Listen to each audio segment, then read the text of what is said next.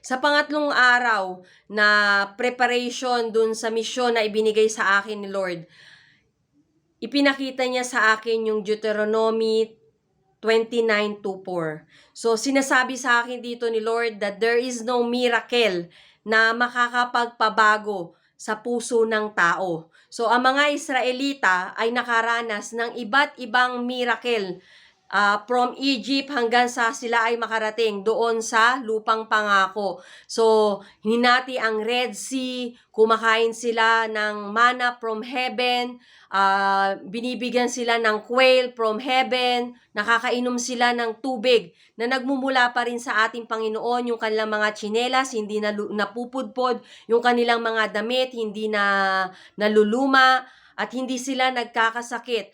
At sila ay iniligtas ng Panginoon doon sa mga hukbo na mga paraon at may mga namatay pa na mga panganay na bata doon sa mga anak ng mga Egyptian. So, grabe yung miracle na naranasan ng mga Israelita nung panahon na yon. Subalit ang kanilang puso ay nanatili na matigas, nanatili na rebellious ang kanilang puso. So, sabi ng Panginoon sa akin, anak, hindi sa pamamagitan ng mga miracle, mababago ang puso ng tao. So ano nga po ba yung makakapagpabago ng puso ng tao? He reminds me that only a repentant heart ang maaaring makapagpabago sa tao. Kung hindi mo marirealize na ikaw ay makasalanan at hindi mo ihihingi ng tawad sa Panginoon, na siya ay pumasok sa puso natin at baguhin ang puso natin ng taos sa puso natin, na 100% na isinusuko mo yung buhay mo sa Panginoon, kapatid, hindi ka magbabago. Hindi mababago ang buhay mo. Mananatili kang rebellious. Mananatili kang gagawa pa rin ng kasalanan dahil hindi bukal sa puso mo yung pagbabago, na yung paghingi ng tawad sa Panginoon na sinasabi mo.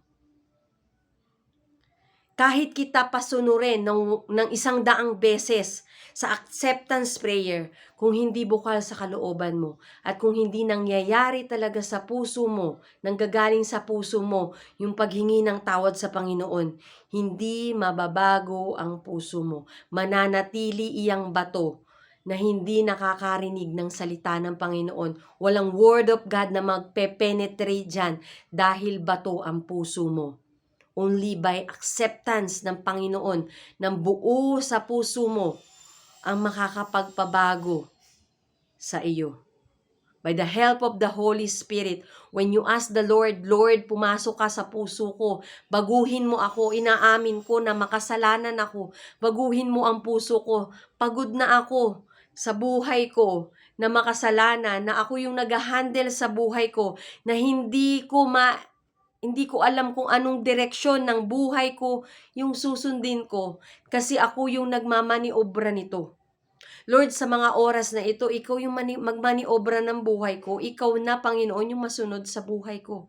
And that is the time na babaguhin ng Panginoon ang puso mo. Kapatid, kailangan mong matagpuan ang tunay na paghingi ng pagtawad sa Panginoon. Only if you will realize, tatanggapin mo na ikaw ay makasalanan, na ikaw ay nakagawa ng pagkakamali, at nais mo ang Panginoon na tanggapin siya sa iyong buhay. Kapatid, sa mga oras na ito, nais kong sumunod ka sa acceptance prayer na to. Subalit nais ng Panginoon na tanggapin mo siya ng buo sa iyong puso. Kung nangungusap sa iyo ang salita ng Panginoon sa mga oras na ito, sumunod ka sa panalangin na ito. Panginoong Hesukristo, inaamin ko na ako ay makasalanan. Maraming bagay akong ginawa na hindi nakalulugod sa iyo.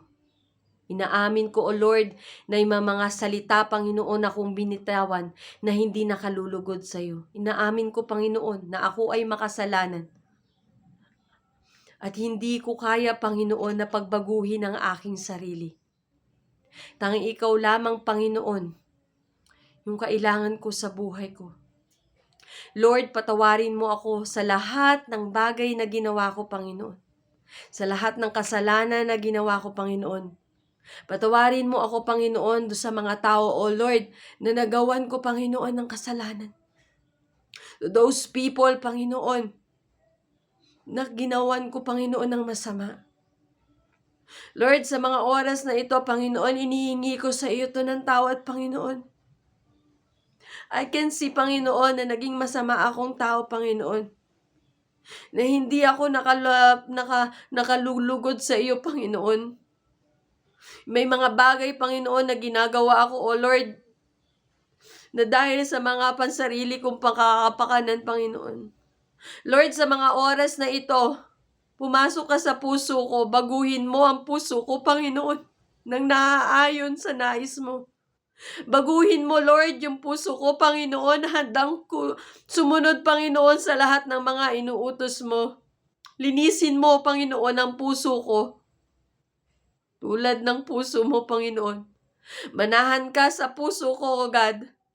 At sa mga oras na ito, Panginoon, ikaw na, Panginoon, ang masusunod sa buhay ko. Ikaw na, Panginoon, ang pakikinggan ko. Ikaw na, Panginoon, ang titingnan ko. At ikaw na, Panginoon, ang itatangi ng puso ko. Wala na akong iba, Panginoon, na papakinggan. Wala na akong iba na titingnan. At wala na akong iba na itatangi sa puso ko, kundi ikaw lamang, O Lord. Pumasok ka sa puso ko, Panginoon. Lahat ng space ng puso ko, Panginoon, baguhin mo. Lahat ng kadiliman na nakikita mo rito, Panginoon, bigyan mo ng kaliwanagan, Panginoon. Yung mga bagay na hindi ko maisuko sa iyo, Panginoon, sa oras na ito, Panginoon, isinusuko ko sa iyo, O Lord. Pumasok ka sa aking puso at maghari ka dito bilang Diyos sa tagapagligtas ko, Panginoon. Lord, sa oras na ito, Panginoon, hinihingi ko ang Holy Spirit na manahan sa puso ko at baguhin ang aking puso, Panginoon, nang naaayon sa nais mo.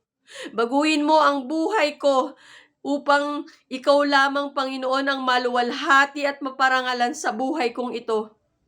Lord, isulat mo sa aklat ng buhay ang aking pangalan, Panginoon, upang makamtan ko ang buhay na walang hanggan, Panginoon, na iyong ibinibigay, Panginoon, sa iyong mga anak na sumusuko sa iyo at naniniwala na tanging ikaw lamang ang Diyos na tagapagligtas.